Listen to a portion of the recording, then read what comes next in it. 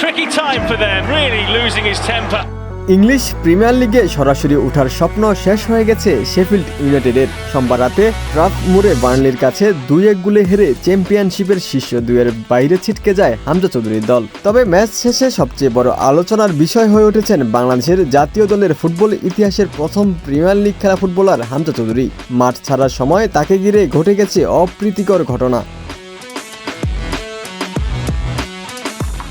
বার্নলির জয় নিশ্চিত হওয়ার পর হাজারো সমর্থক মাঠে ঢুকে পড়েন উল্লাস করতে।